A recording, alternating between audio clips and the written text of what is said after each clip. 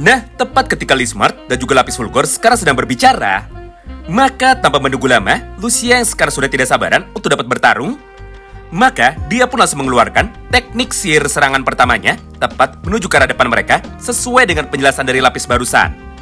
Di mana di dalam praktiknya, Lucia pun sekarang langsung berdiri, serta dia pun langsung mengangkat tongkat sihirnya ke udara sambil berkata seperti ini. Hellstorm! Akibatnya, semua pepohonan yang ada di depan mereka kini seketika langsung menjadi hancur setelah tercabik-cabik oleh kekuatan sihir dari Lucia yang baru saja ditembakkan oleh dirinya. Serta kelompok dari para monster yang ada di kejauhan, kini mereka pun satu persatu mulai nampak berjatuhan mirip seperti nyamuk yang baru saja disemprotkan Baygon. Melihat perbuatan dari Lucia tersebut, Lapis yang terlihat sangat terkejut, akhirnya dia pun kini langsung berkata kepada Lucia. Hah? Apa yang baru saja kau lakukan? Kenapa dirimu malah memutuskan untuk bisa menyerang, padahal sekarang musuh kita masih jauh? Ditambah, kita pun sekarang juga masih belum tahu tentang apa tujuan dari mereka berkumpul. Yaitu, apakah mereka saat ini berniat untuk dapat menyerang kita? Atau mereka sekarang hanya sedang beristirahat saja, tepat pada satu tempat yang sama? Mendengar pertanyaan itu dari Lapis Fulgor, Lapis pun dengan sangat polos ya, kini dia pun seketika langsung membalas. Hah? Aku rasa aku tidak salah. Karena tugasku di dalam party ini adalah untuk dapat mengalahkan sebanyak mungkin musuh dengan menggunakan serangan jarak jauhku. Jadi, karena ini adalah kebiasaanku, maka aku pun secara refleks tadi justru malah menyerang mereka. Mengingat di dalam percakapan kalian, aku tadi mendengar. Yaitu, kalian tadi sudah menyebut bahwa di depan kita sekarang ada kelompok para monster yang sedang menunggu. Menyaksikan penjelasan itu dari Lucia, Lapis pun kini hanya terdiam. Karena sekarang dia baru sadar bahwa dia sedang pergi bersama dengan kelompok party Strength. Jadi tidak heran jika semua anggota dari party mereka adalah kelompok dari party yang sangat barbar.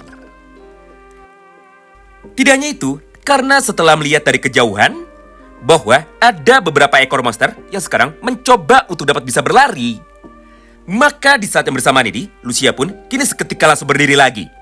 Lalu secara brutal, dia pun kembali menggunakan teknik kekuatan sihirnya lagi, yaitu teknik sihir Hellstorm sebanyak 2 kali berturut-turut.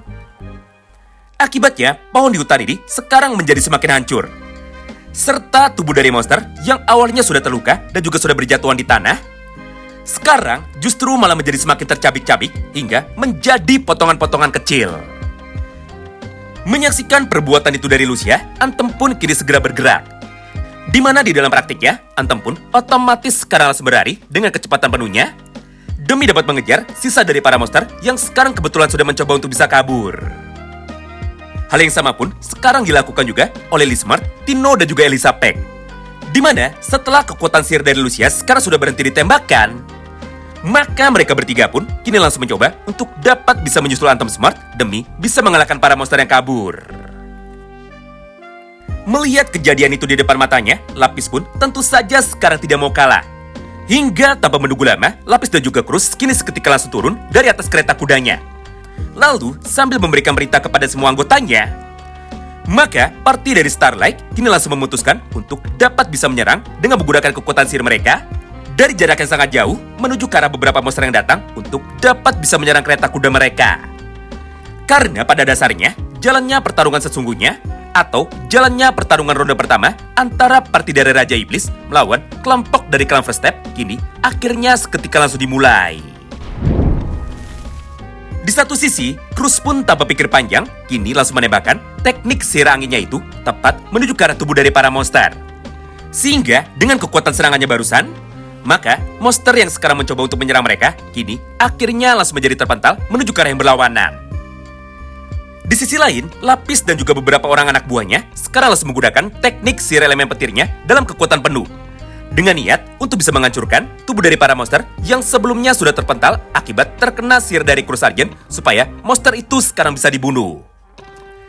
Tapi sayangnya, mereka semua pun sekarang sempat lupa lagi bahwa di dalam kelompok ini terdapat dewa pemanggil petir yang kebetulan sekarang sedang tertidur tepat di dalam kereta kuda alias dia adalah Cry. Jadi gara-gara itulah semua kekuatan sihir petir yang dikeluarkan oleh anggota party Starlight saat ini semuanya justru malah berbelok untuk dapat bisa menyerang Cry. Beruntungnya, kereta kuda dari party Strength terbuat dari bahan metal. Sehingga Cry yang ada di dalamnya sekarang otomatis bisa selamat. Serta semua serangan dari sihir petir party Starlight sekarang hanya bisa meninggalkan sedikit goresan saja dari kereta kuda milik mereka. Berdasarkan hal itulah, maka Lapis pun mulai mengganti kekuatan sihir mereka untuk dapat bisa menggunakan sihir angin juga. Karena jika mereka tetap memaksakan untuk dapat menggunakan teknik sihir petir, maka kejadian yang sama justru malah akan menjadi kembali terulang, alias mereka justru malah akan menyerang Cry. Sementara itu, tepat dari kejauhan, kita pun sekarang juga diperlihatkan dengan sedikit jalannya pertarungan dari sudut pandang Cry. Di mana di dalam praktiknya, Anthem pun segera mengeluarkan teknik kekuatan sihir pukulannya dengan menggunakan kekuatan penuh. Hingga hanya dengan satu kali serangan, puluhan tubuh dari para monster yang sekarang kebetulan ada di depannya, kini seketika langsung menjadi hancur. Begitu pula dengan Tino, Lismart, dan juga Elisa Peck. Mengingat mereka adalah hunter dengan kelas assassin, maka mereka bertiga pun sekarang langsung bertarung dengan menggunakan kekuatan kecepatannya. Demi dapat mengalahkan para lawannya, hingga tidak ada satupun dari mereka yang sekarang masih bisa bangun lagi. Tidak hanya itu, karena setelah Tino, Anthem, Lismart, dan juga Elisa Peck sekarang sudah berhasil membantai beberapa monster dari kelompok lawan tersebut, maka si Tri yang ada di belakangnya kini seketika langsung memutuskan untuk dapat ikut bertarung juga bersama dengan monster golemnya, alias bersama dengan Kill. Di mana di dalam praktiknya, dia pun sekarang langsung mengeluarkan teknik sihir ledakannya dalam jumlah yang tidak terbatas. Mengingat pada halaman ini, kita pun bisa melihat sama-sama bahwa si Tri mulai melemparkan semua botol ramuannya. Hingga ledakan yang sangatlah luar biasa besar sekarang otomatis langsung terjadi tepat di lokasi hutan ini. Masalahnya, sihir atau potion dari si Tri sama sekali tidak bisa dikendalikan. Akibatnya, gara-gara semua serangan potion dari si Tri barusan, maka teman-temannya sendiri sekarang justru malah ikut terkena dampaknya. Sehingga Tino dan juga kru Sargen kini otomatis langsung berlari ketakutan karena mereka juga ikut diserang oleh si Tri tanpa sedikit pun merasa kasihan. Nah, untuk lebih jelasnya, silahkan kalian lihat sendiri saja pada layar ini segila apakah jalannya pertarungan dari party Strength. Singkat cerita, setelah beberapa orang, pasukan dari monster itu sekarang sudah berhasil dikalahkan, maka ketua dari party mereka, yaitu Raja Iblis Adler, kini seketika langsung muncul. Serta dengan kekuatan tombaknya itu, dia pun kini langsung memutuskan untuk dapat ikut bertarung dengan niat untuk dapat bisa menyelamatkan teman-temannya. Akibatnya, kelompok dari party Strength kini berhasil dipukul mundur. Karena pada dasarnya, kekuatan dari Raja Iblis Adler sekarang sedikit lebih hebat daripada mereka. Tidak hanya itu, karena tepat di belakangnya, kita pun sekarang juga bisa melihat kemunculan dari para komandan perang parti Raja Iblis yang sekarang mulai bermunculan satu persatu. Sampai di momen yang sama inilah, jalannya pertarungan dari mereka sekarang langsung menjadi semakin panas. Sayangnya, cerita pertarungan dari parti Strength sekarang hanya diceritakan sampai sini saja. Karena pada halamannya berikutnya, scene pun kini otomatis langsung berpindah tepat menuju ke dalam sudut pandang dari Cry. Di mana di dalam praktiknya, Cry yang sekarang baru saja bangun setelah mendengar suara keributan dari teman-temannya, kini dia pun akhirnya seketika langsung keluar. Lalu, setelah Cry sudah turun dari kereta kudanya, maka Cry pun otomatis langsung menjadi sangat terkejut dan juga dia pun langsung bertanya kepada teman-temannya. Yaitu, kenapa pintu bagian luar dari kereta kuda ini terdapat banyak sekali bekas serangan atau bekas goresan dari sihir petir. Serta kenapa banyak sekali tubuh dari para monster yang sekarang sudah berhasil dikalahkan tepat di sekitar lokasi kereta kuda mereka. Berdasarkan hal tersebut, Cry pun kini langsung berkata, apakah jangan-jangan ketika dirinya sedang tidur, kelompok dari klan Verstep tadinya sempat diserang? Jika memang iya, maka Cry pun merasa sangat beruntung. Mengingat ketika dirinya sekarang sudah bangun, maka pertarungan dari mereka kini otomatis langsung selesai. Tapi masalahnya, respon yang sangatlah berbanding terbalik sekarang justru malah dapat kita lihat dari sudut pandang teman-temannya. Karena bagi mereka, ini adalah ujian 1000 cobaan dari Cry. Alias, Cry sengaja pura-pura tidur demi dapat mengetes sekuat apakah kemampuan dari teman-temannya ketika bertarung melawan parti dari Raja Iblis. Nah, melihat kemunculan dari Cry itu, si Tri yang pertama kali datang setelah bertarung di garis depan, kini, dia pun akhirnya langsung menyambut kebangunan dari Cry dengan cara berkata seperti ini kepadanya. Cry baby, pertarungan pertama kita sekarang sudah selesai. Tapi nampaknya ini adalah kekalahan pertama kita. Mengingat walaupun tidak ada satupun korban jiwa dari kelompok kita, namun faktanya kita sekarang sudah gagal untuk dapat bisa mengalahkan mereka. Serta kelompok dari party para monster itu sekarang ternyata sudah kabur menjadi semakin jauh, masuk menuju ke dalam hutan. Tidak hanya itu, karena dengan tubuh yang dipenuhi oleh lumpur dan juga sambil membawa sebuah pedang besar hasil jarahan dari kelompok party musuh, maka si Tri pun kini kembali melanjutkan sebuah perkataannya lagi menuju kepada Cry. Cry, walaupun kita sekarang sudah gagal, tapi aku berhasil mendapatkan sebuah relik pedang dari salah satu komandan perang mereka. Jadi untuk sekarang, aku akan menyerahkan relik pedang ini kepadamu. Karena pada dasarnya, hanya dirimu sajalah satu-satunya orang yang dapat menggunakan kekuatan dari relik seperti ini. Lalu tidak lama berselang, maka kelompok dari party mereka yang lainnya kini akhirnya seketika sudah pulang juga. Di mana pada halaman tersebut, kita pun bisa menyaksikan sama-sama kemunculan dari Lee Smart, Tino, Lisa Peck, dan juga Atom Smart. Menariknya, semua anggota party mereka yang pulang, sekarang tubuhnya sudah nampak sangat babak belur.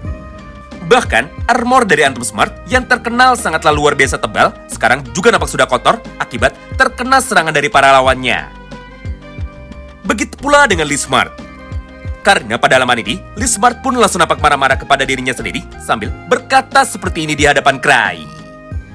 Sialan, relik gauntletku sekarang menjadi kotor semua dan juga sekarang sudah kehabisan mana akibat bertarung melawan para monster itu.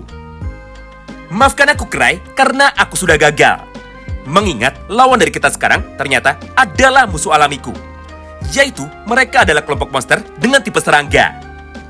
Jadi karena aku sangat takut sekali kepada serangga, maka aku pun jadi tidak bisa bertarung serius ketika berhadapan dengan mereka.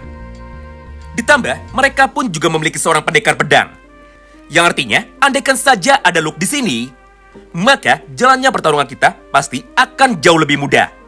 Mengingat, Luke pun pasti akan sangat senang sekali jika dirinya bisa menemukan lawan seorang pendekar pedang yang kuat, mirip seperti para monster itu. Kemudian, setelah mendengarkan ucapan dari Lee Smart barusan, maka sekarang giliran dari Lapis Fulgor yang akhirnya mulai menjelaskan kepada Cry bahwa kelompok monster yang sekarang mereka lawan bukan sekedar monster biasa, tapi mereka adalah monster tingkat tinggi yang disebut dengan Ancient Monster. Ras ini adalah ras eksklusif dari kelompok Raja Iblis. Tapi seharusnya mereka sudah punah karena Raja Iblis sudah lama mati.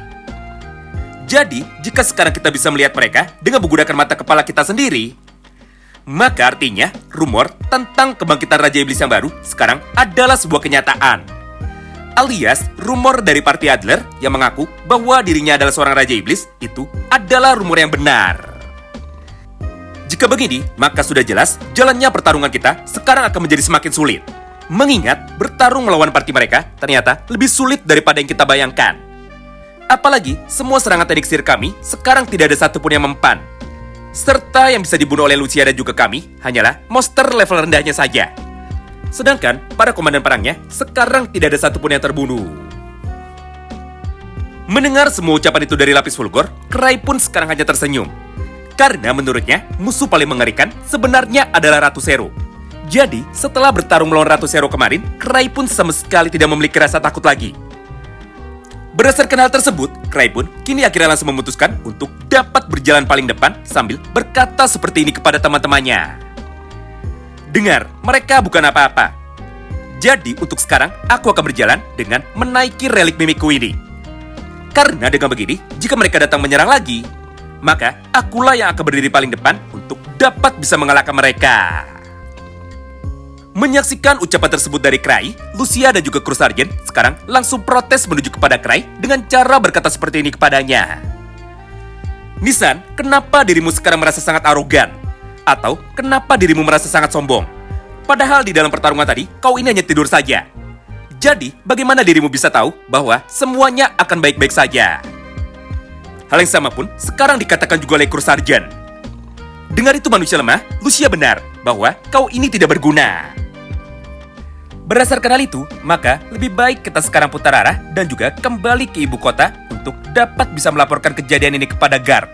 Mengingat dengan cara seperti itu, maka Garp pun akan mengirimkan pasukan tambahannya untuk bisa membantu kita. Intinya, semua anggota dari party Starlight, kecuali Lapis Fulgor, sekarang sudah ketakutan jika mereka akan mendapatkan ujian 1000 cobaan baru lagi. Mendengar ucapan itu dari teman-temannya, Cry pun tentu saja langsung menolaknya. Karena jika mereka pulang sekarang, maka Cry akan ditangkap oleh Garg dan juga oleh Franz untuk dapat bisa diinterogasi lebih dulu.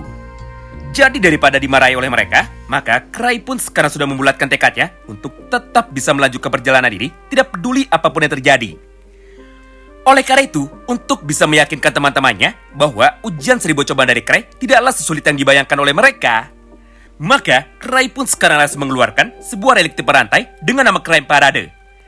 Yaitu sebuah relik tidak berguna yang fungsinya adalah untuk bisa menangkap para bandit tidak peduli sekuat apapun lawan dari Cry.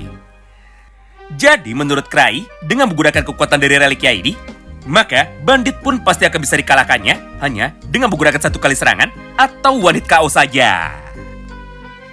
Wow, menarik banget ya.